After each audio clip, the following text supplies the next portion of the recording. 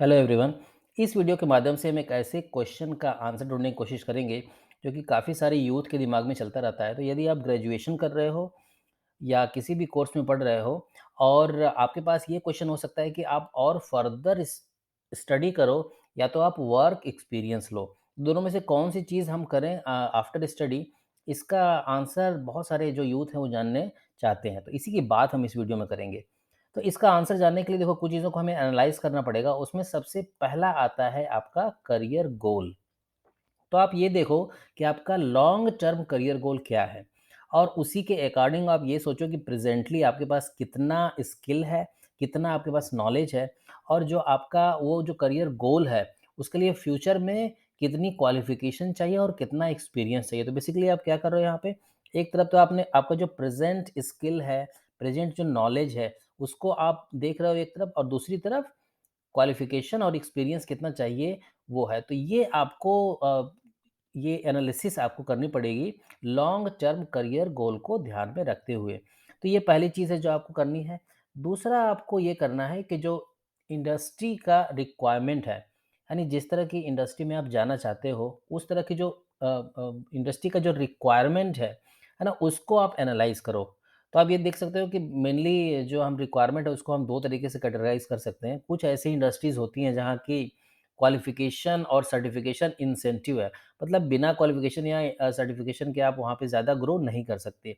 जैसे आप देख सकते हो मेडिसिन और हेल्थ केयर, तो यहाँ पे जो प्रोफ़ेशंस होते हैं लाइक डॉक्टर्स हैं, नर्सेज़ हैं, हेल्थ प्रोफ़ेशनल्स हैं, तो ये काफ़ी क्वालिफ़िकेशन इंसेंटिव है, बिना सर्टिफ़िकेशन और क्वालिफ़िकेशन के आप यहाँ पे आगे नहीं बढ़ सकते। वैसे ही लॉ का फ़ील्ड है, वहाँ पर भी एडवोकेट्स होते हैं, लॉ प्रोफ़ेशनल्स होते हैं। बार काउंसिल का भी सर्टिफ़िकेशन चाहिए होता है। इंजीनियरिंग का फ़ील्ड है, तो आपको अच्छा खासा इसमें डिग्री भी होनी चाहिए प्लस आपके पास सर्टिफ़िकेशंस भी होनी चाहिए। एजुकेशन का फ़ील्ड है, दैट मीन्स कि यदि आप प्रोफ़ेसर बनना चाहते हो, टीचिंग में जाना चाहते हो, तो वहाँ पर भी आप देख सकते हो कि आजकल पीएचडी चाहिए अगर प्रोफ़ेसरशिप आपको चाहिए या आपके पास पोस्ट ग्रेजुएशन होना चाहिए और टीचिंग में आपके पास और भी डिफरेंट जो सर्टिफ़िकेशंस है लाइक बीएड है, एमएड है ना? तो ये सब चीज़ें भी आपके पास होनी चाहिए। तो एजुकेशन का जो फ़ील्ड है, वो भी क्वालिफ़िकेशन और सर्टिफ़िकेशंस पे बेस्ड है। इसके अलावा फाइनेंस का फ़ील्ड होता है, जो चार्टर्ड फाइनेंशियल एनालिस्ट होते हैं, वो भी सर्टिफ़िकेट चाहिए होता है। ऐसे और भी फाइनेंस के फ़ील्ड में कोर्सेज़ होते हैं, जिसके बेसिस पे आप वैसी ही जॉब ले सकते हो। इन्फॉर्मेशन टेक्नोलॉजी का फ़ील्ड है, तो ये भी सर्टिफ़िकेशन पे बेस्ड है। डिफरेंट टाइप की जो लैंग्वेजेज़ हैं या डिफरेंट टाइप का जो स्किल है, उससे बेस्ड सर्टिफ़िकेशन है, उसको आप यदि आप लोगे तभी आप उन कंपनियों में जॉब कर पाओगे। फॉर एग्ज़ाम्पल सिस्को है, माइक्रोसॉफ्ट है, तो इन सब के सर्टिफ़िकेशंस अवेलेबल होते हैं। तो ये जो पूरा जो फ़ील्ड है, आप देख सकते हो यहाँ पे आपको क्वालिफ़िकेशन और सर्टिफ़िकेशंस की ज़रूरत ज़्यादा पड़ेगी। और दूसरा जो मैंने बताया कि जो कुछ ऐसी फ़ील्ड्स भी होती हैं जहाँ पर एक्सपीरियंस की वैल्यू ज़्यादा है, जो कि बिना एक्सपीरियंस के आप वहाँ पे ग्रोथ नहीं कर सकते। तो इसमें आता है क्रिएटिव आर्ट का फ़ील्ड। अब जैसे कि ग्राफ़िक डिज़ाइन है या फ़ोटोग्राफ़ी है या जो राइटिंग है, तो ये जो फ़ील्ड है ये एक्सपीरियंस पे बेस्ड है, कितने अच्छे आप लिख पाते हो, कितने अच्छे आप फ़ोटोग्राफ ले सकते हो या ग्राफ़िक डिज़ाइन कर सकते हो, उस पे ये डिपेंड करेगा। दूसरा है ट्रेडर्स का, ट्रेडर्स से मेरा मतलब ये है कि प्लम्बर की जो जॉब होती है, प्लम्बिंग, इलेक्ट्रीशियन राइट? तो इस तरह की जो है वो स्किल पे बेस्ड है और ऑन द जॉब यहाँ पे ट्रेनिंग होती रहती है। जितना ज़्यादा आप काम करोगे, उतना ही ज़्यादा आप सीख पाओगे। तीसरा है सेल्स का फ़ील्ड, सेल्स में अगर आपके पास सर्टिफ़िकेशन है भी और आपके पास सेल्स की स्किल नहीं है, तो आप ग्रो इसमें नहीं कर पाओगे। तो यहाँ पर भी एक्सपीरियंस की वैल्यू काफ़ी ज़्यादा है। हॉस्पिटैलिटी का जो फ़ील्ड है, वो पूरा कस्टमर सेंट्रिक होता है। दैट मीन्स कि यदि आप कस्टमर को सैटिस्फाई नहीं कर सकते, कस्टमर को खुश नहीं कर सकते, तो वहाँ पर भी आप ग्रो नहीं कर सकते। एंटरप्रेन्योरशिप है, तो एंटरप्रेन्योरशिप में तो आपको बहुत ज़्यादा एक्सपीरियंस की ज़रूरत पड़ती है। तो ये जो पूरा एक इन इंडस्ट्रीज़ है, ये किस पे बेस्ड है?